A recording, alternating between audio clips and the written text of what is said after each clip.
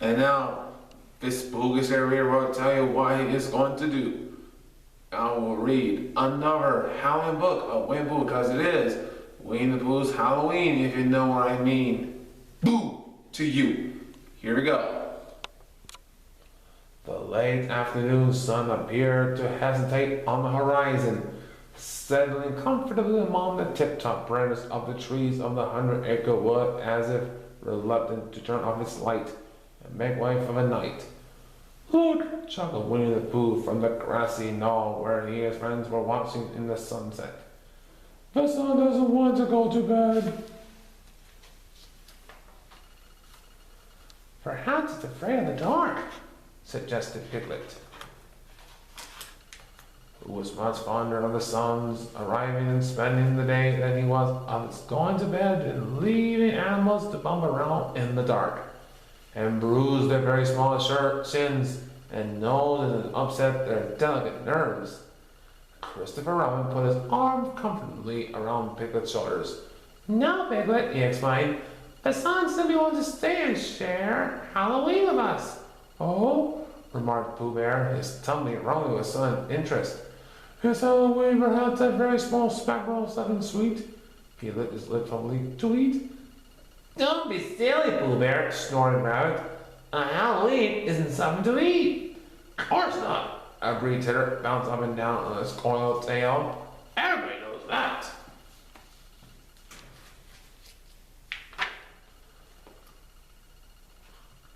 "Pardon me for saying so," interrupted Eeyore, looking up for where it was sniffing a particular tasty-looking thistle. "But knowing what something is doesn't exactly tell us what something is, which seems to me to be the point, if that's what we're looking for. The point, I mean." "Never mind the point," whistled Gopher. "All I want to know is what the ding-dang we're talking about." "Halloween," announced Pooh, proud of himself for remembering. "And what exactly is a Halloween?" demanded Gopher. The friends exchanged shrugs and puzzled frowns, then turned to Christopher Robin for an answer.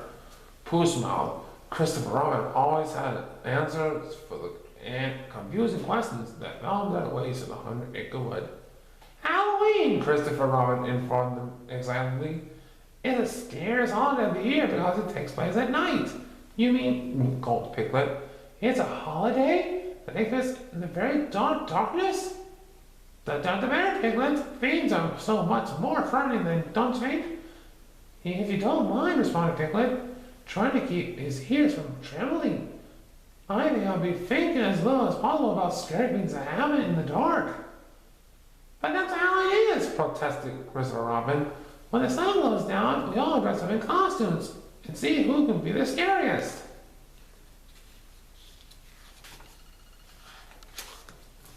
Piglet noticed the sun was no longer resting comfortably in the treetops, but was in fact almost out of sight behind the horizon, one last bright gleam peeping over the rim of the earth. "Oh, I'm sorry, but I won't have time to play Halloween with you," Piglet blurted out. "I have some very important things to do."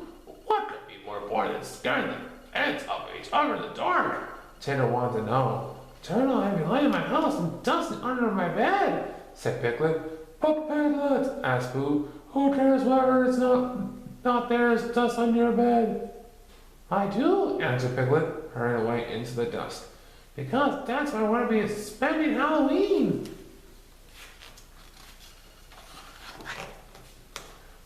"Poor Piglet," sighed Christopher Robin, "but I suppose the nice thing about holidays is that we're all having the opportunity to suit ourselves."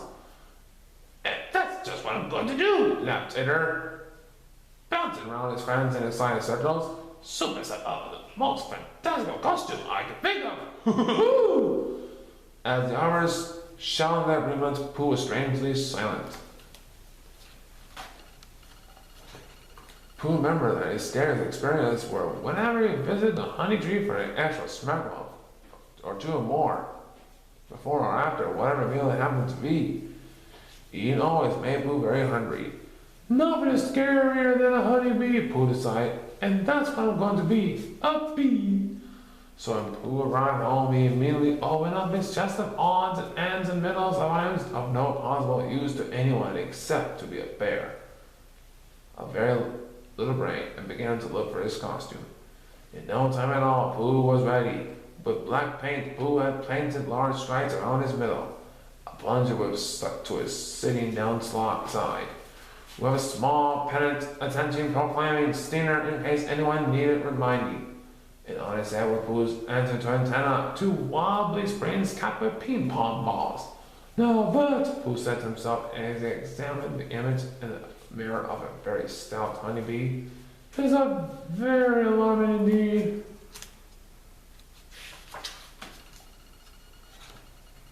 He hurried out to meet his friends, convinced there would be no one better suited for Halloween than he. The night had become quite dark despite a sky full of stars and a huge autumn moon. Pooh would have walked right over Gopher without seeing him, but then he noticed two glowing eyes peering out of the gloom. "Wow!" Gopher's voice demanded. "What do you think?" Pooh had to look very closely to distinguish his particularly invisible friend at all. He was wrapped head to foot in a billowing black cloak.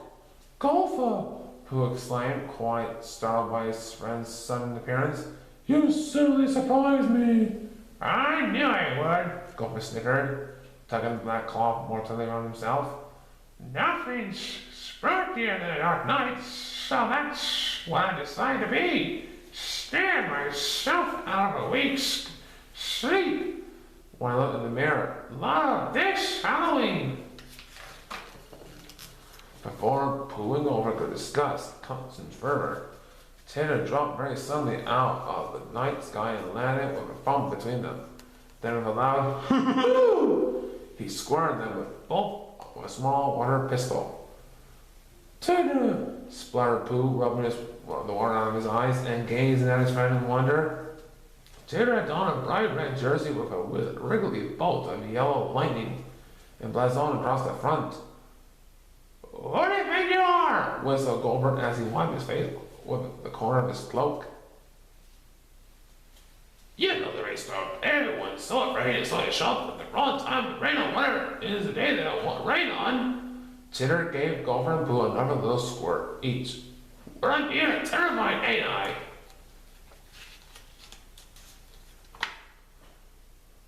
"No to me," rumbled a voice from behind them. All three sputtered under their eyes. "Eeyore!" they shouted in delight. Eeyore was wearing a large red nose carefully taped over his own, as well as a yellow ruffled collar around his neck.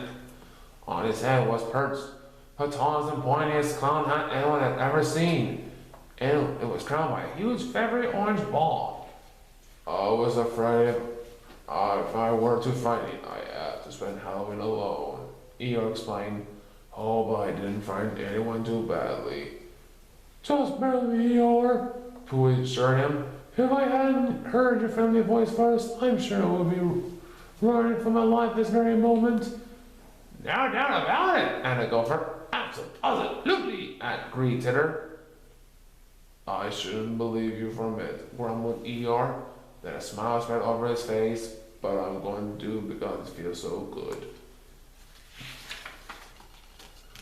The four friends began a long, wild laugh that stopped very suddenly in the middle when they saw Rabbit stare at them in annoyance. "What are you laughing at?" Rabbit wanted to know. "This is the most frightening costume I could think of." Rabbit had pasted soft clumps of white cotton all over himself. It's, they all struggled for a suitable word. "It's very fluffy," Pooh finally blurted out. "Rats will be more frightening," suggested Eeyore gently. "If you tell us what you are." Rabbit leaned close and whispered, "A dust bunny," and shuddered at the thought. "There's nothing more frightening to me than those little balls of lint with minds of their own collecting where I can't take a broom to them." The fall of wayward thus suddenly reminded Pooh of Piglet all alone under his bed. "I'm sure Piglet will be terrified of your costume, Rabbit," said Pooh sadly. Before Rabbit could respond, however, long, low moans sounded rattling ominously out of the darkness, causing everyone to stiffen in surprise. "Woo!" "What was that?" Titter whispered. I don't think I want to wait to see this costume, said Rabbit with a shiver. Me neither, responded Gopher through chattering teeth. Another moan drifted out of the blackness under the trees. Woo! I think we should go to Piglet, suggested Pooh, and make sure he's not too frightened. Woo! The moan sounded much closer this time. You're right. Ooh, that's what friends are for. That's what Piglet off is not first, shouted Titter. The friends ran headlong through the 100-acre woods, silver moonlight illuminating the path beneath their pounding feet.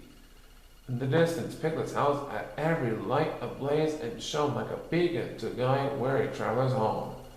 Titter flew open Piglet's front door and sped inside, followed closely by Rabbit. Gopher and Pooh with a pained ear bringing up the rear, thundering across Piglet's gleaming floors. They all tried to stop, but the hot hours of careful watching by the fastidious Piglet proved their downfall. Skidding through the feet, skating friendly for a foothold, they all slipped onto their soft sides and slid a tangle to end up in a pile under Piglet's bed.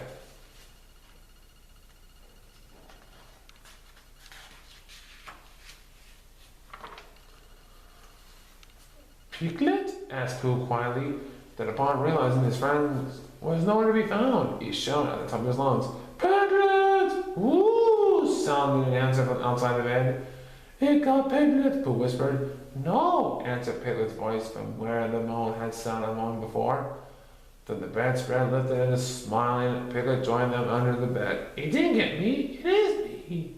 You mean that loud noise was you all the time? Exclaimed Rabbit. Yes, Piglet admitted happily. Who would have guessed? Pooh laughed. That the mysterious costume turned out to be no costume at all. You see, Piglet explained in a very small voice, I was so scared about being scared I knew that the only way Halloween was going to be a holiday for me was if I was the most frightening one of all. It did a stupendous job, laughed Titter, patting Piglet on the back. But what do we do now?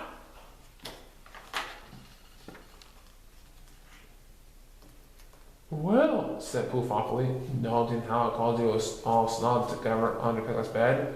Why don't we stay here and share Halloween?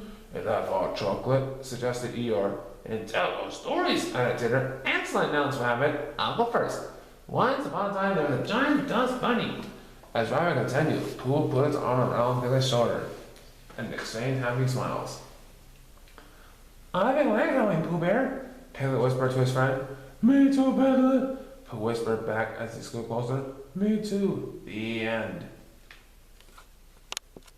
I hope you enjoyed this Halloween book. If you like this, you must know Winnie the Pooh is not that scary of a bear. Especially, scary things like the heffalumps and the woozles. Please subscribe to this channel, make comments, ring the bell with a big thumbs up, and that big thumbs up, and like this video.